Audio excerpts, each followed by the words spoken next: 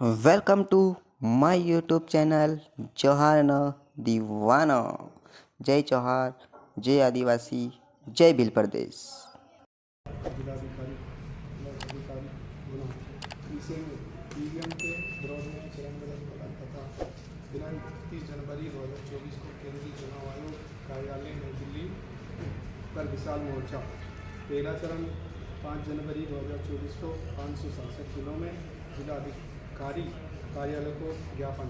दूसरा चरण 10 जनवरी 2024 को 567 के जिलों अधिकारी को कार्यालय पर धरना प्रदर्शन।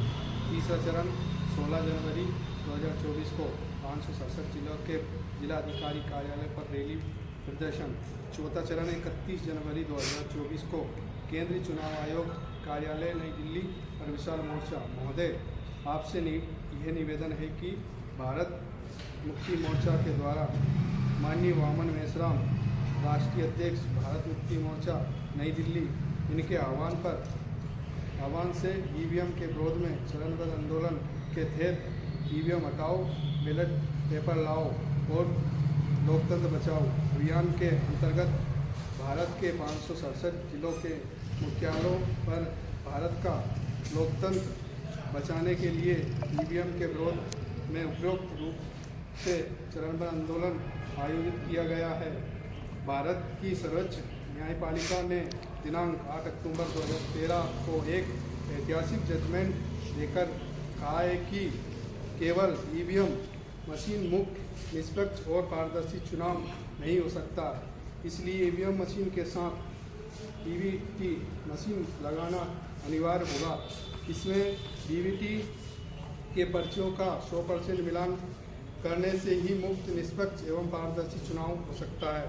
वीवीटी मशीन के संदर्भ में एक महत्वपूर्ण मुद्दा हमारे द्वारा ईवीएम मशीन के साथ वीवीटी मशीन से निकली पर्चियां का 100% मिलान करने की बात कही थी, मगर कांग्रेस ने अभिषेक मनु सिंघवी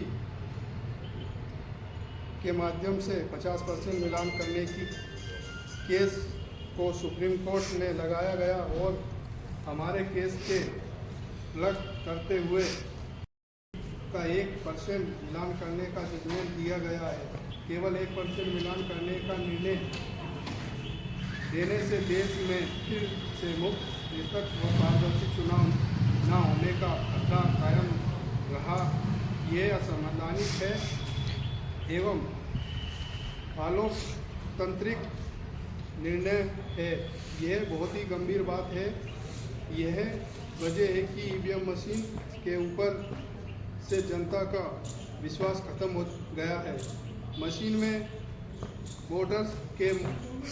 वोटर का सत्यापन करने का प्रावधान न होने की वजह से, अर्थात पारदर्शी न होने के कारण नागरिकों के मौलिक अधिकारों का उल्लंघन होने का साथ साथ लोकतंत्र की भी हत्या हो रही है। अभी तक देश के प्रमुख राजनीतिक दलों ने, सामाजिक संगठनों ने, विविध संस्थाओं ने ईवीएम मशीन पर अविश्वास जताया है और सुप्रीम कोर्ट भी इसको मानता है।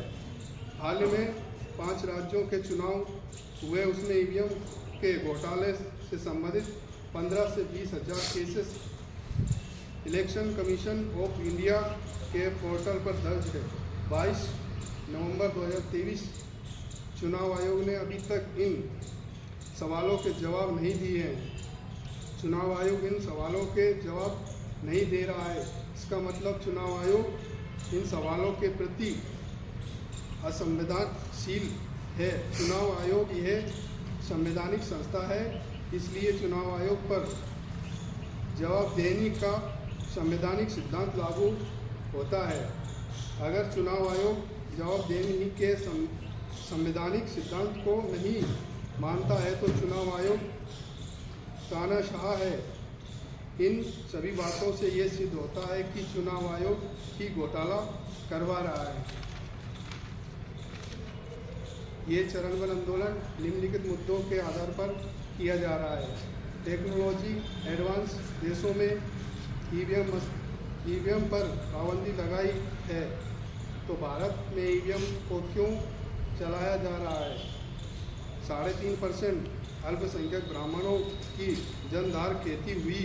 राष्ट्रीय पार्टियों को ईवीएम ने मदद की और 8 अक्टूबर 2013 का सुप्रीम कोर्ट का लॉर्ड मार्क जजमेंट और सुप्रीम कोर्ट का चुनाव आयोग के साथ मैनेजमेंट चुनाव आयोग के द्वारा पुरानी मशीनों का इस्तेमाल 2014 में वीवीपैट मशीन के बराबर लगाना, 2014 के लोकसभा चुनाव में घोटाला करने के सबूत, चुनाव आयोग के विरोध में वामसेप का टेस्टेड ऑफ केस और ईवीएम घोटाले को बरकरार रखना हेतु चुनाव आयोग के द्वारा नए रूल बनाए गए हैं। 2019 के लोकसभा चुनाव बीजेपी का सबसे बड़ा घोटाला। 1 जून 2019 को चुनाव आयोग की प्रेस नोट डीबीटी मशीन से निकलने वाली पर्चियां चुनाव आयोग ने 4 महीने में ही क्यों नष्ट कर दी। बीजेपी के द्वारा लोकसभा चुनाव करोड़ों रुपए का खर्चा ईवीएम मशीन में घोटाला नहीं होता है, ये चुनाव आयोग का झूठा दावा। चुनाव आयोग को 112 लोगों के सवाल जिसका चुनाव आयोग ने अभी तक जवाब नहीं दिया। ईवीएम मशीन को लेकर अपोजिशन पार्टियां की मीटिंग। आरटीआई के द्वारा 20 लाख ईवीएम मशीन की मिसिंग का मामला। ईवीएम मशीन को पेमेंट न होने इसका मतलब ईवीएम पर विश्वास कैसे किया जाए। चुनाव आयोग की ECIL और DEL को गोपनीय सॉफ्टवेयर प्रोग्राम शेयर करने के लिए खुली छूट। 3.5% ब्राह्मणों की 5 राष्ट्रीय पार्टियां। उपरोक्त मुद्दों को लेकर घोषित चरण आंदोलन के प्रथम चरण में हमने दिनांक 5 जनवरी 2024 को 567 जिलों मुख्यालयों पर महामहिम राष्ट्रपति को ये ज्ञापन जिलाधिकारी महोदय के माध्यम से प्रेषित किया है। दूसरे चरण में के अंतर्गत आज दिनांक 10 जनवरी 2024 को राष्ट्रव्यापी विशाल धरना प्रदर्शन करके महामहिम राष्ट्रपति को ये ज्ञापन जिलाधिकारी महोदय के माध्यम से प्रेरित किया जा रहा है।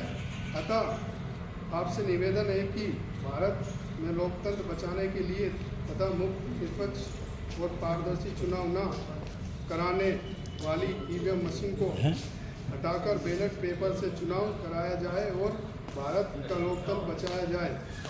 ऐसा करने से ही नागरिकों का भारतीय लोकतंत्र पर विश्वास बना रहेगा। ऐसा करने के लिए चुनाव आयोग को बाध्य किया गया।